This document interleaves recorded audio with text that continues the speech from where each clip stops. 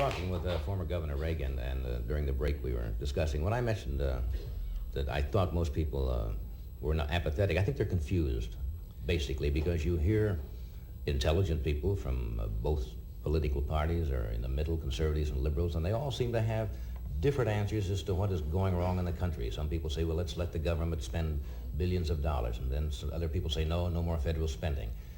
Let's give the tax rebates, and the other intelligent people say, no tax rebates, we've got to do this and do that. So everybody is confused. How do you see the thing? How are we going to get out of this?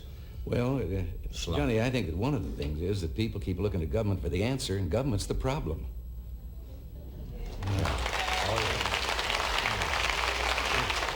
A moment ago, you asked, about people and feeling not only confused, but low and down in America.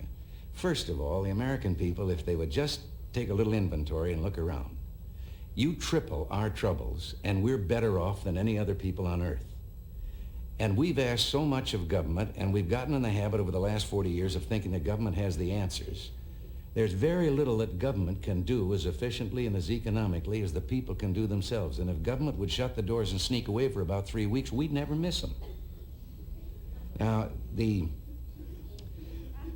if the people want to anybody you had in mind particularly? No, I said this while I was in government. Okay. Our biggest problem is that we have built a permanent structure of government, federal, state, and local.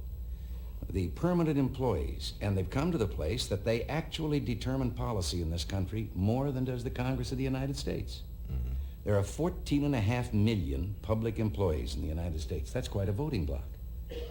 And the bureaus and agencies, now in Washington, I heard you talking earlier about some of the research programs. Mm-hmm.